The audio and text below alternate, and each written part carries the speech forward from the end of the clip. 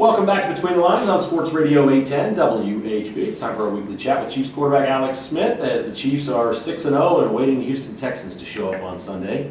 I remember sitting with you at the driving range in Lake Tahoe in July, and I looked into your eyes and I said, you know, if you guys get off to a good start and win a few games, I don't think you're going to believe what happens in Kansas City. And you had this little look like you weren't really sure. What do you think now, man? That was crazy last week. This city's going nuts, man. Very cool experience on Sunday, to say the least. You know, that's special. It doesn't happen everywhere. That was very unique on Sunday. This is a unique place, Arrowhead, the fans.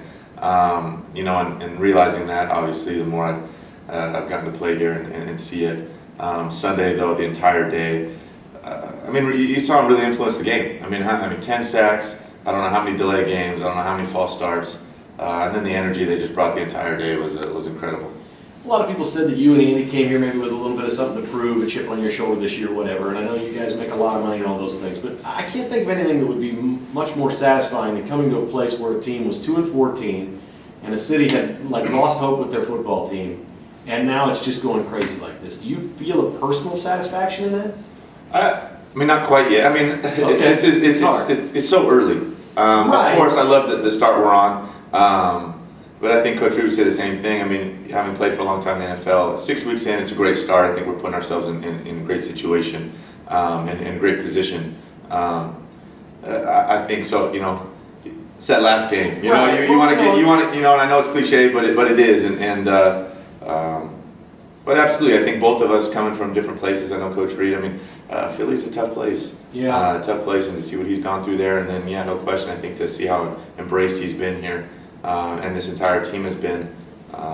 It's been great. That's been really exciting. It's just, from my perspective, having been here for so long, it's only one team this year is going to win their last game. That's how it works. That's right. Only one team gets to win. That's really hard to do. Sometimes it's a little bit about the journey. Yeah. And I don't think Chiefs fans were ever about the journey. It was always that last game, we want to go to the Super Bowl. But after some of these down years, the way, I'm telling you, people at the grocery store and the gas station, the whole deal, the whole city's kind of got a buzz going. Yeah, for sure, and that's fun. And I think that, because you truly do want to create a home field advantage. That you want to defend your home. It's tough going on the road and winning games, but when you play at home and you're playing these games, especially division opponents, they mean a little more. And you do want to protect your home field and create a home field advantage.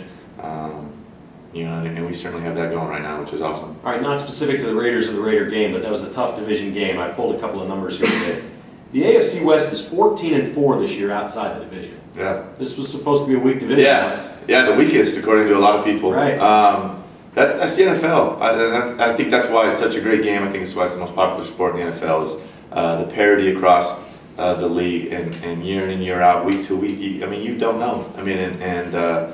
And I think that's why Coach Reed harps on it. We all do in this locker room is literally just kind of stay the grind every single day, the little things, the details, the way you've been doing it, because nothing's guaranteed. Each week is a battle, and you don't know what's going to happen. Everybody's talking about your quarterback numbers, and so I started looking at them, and I started comparing who around the league is Alex Smith most like. I'm guessing you don't even look at these things. Your season this year is almost identical to Tom Brady.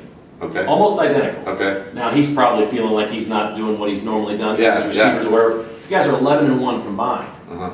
I don't hear people refer to him as a game manager. Yeah. I hear them refer to you as a game manager. Is that a compliment, an insult, or both? Yeah, I think of course it's kind of meant to be a little bit. Hey, he's not the difference maker maybe, but he's also not gonna. He's smart. He's not gonna script the game. I don't take it.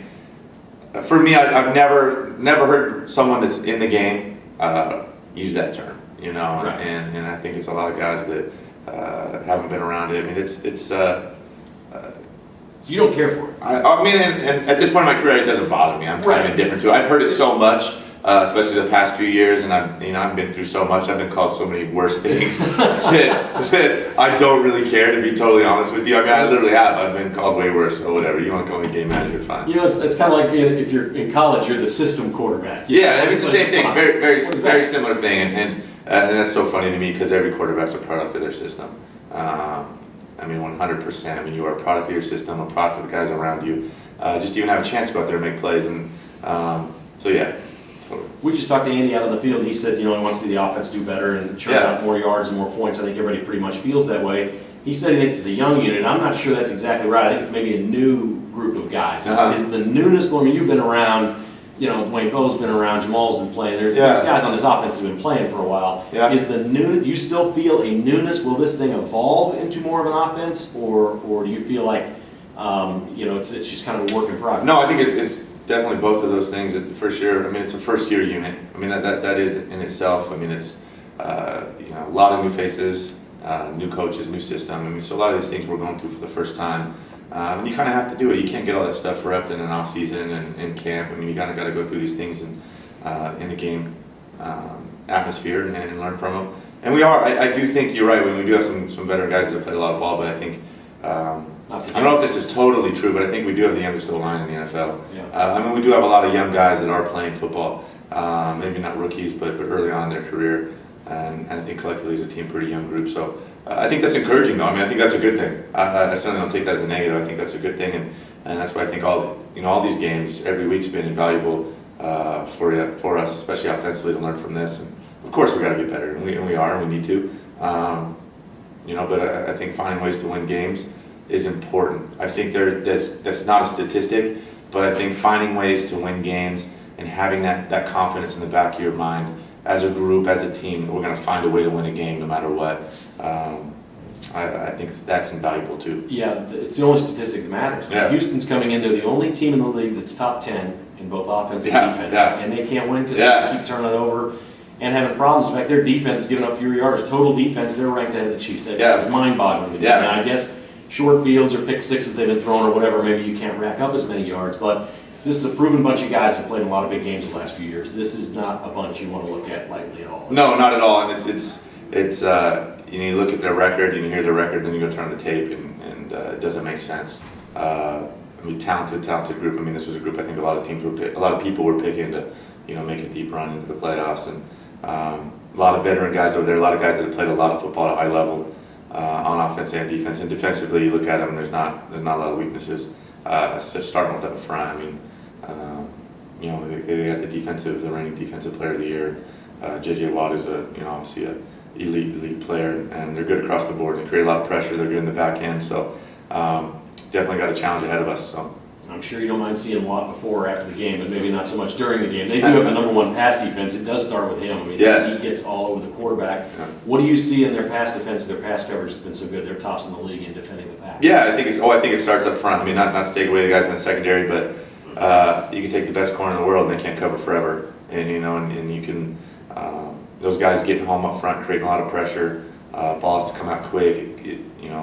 Quarterbacks hurried up, getting their clocks going. I think all those things play into that, and then they're good in the back end too. And they play off each other. So certainly a challenge for us. I mean, it's collective. You're gonna have to protect, but you're gonna have to get the ball out. We're gonna have to keep them on their heels. All right, final question. They say they have 3 quarterbacks in the mix this week. They don't really know about Schaub. They're going to decide later in the week. They got Yates has played a little bit. Case Keenum, the young guy, could be one of them.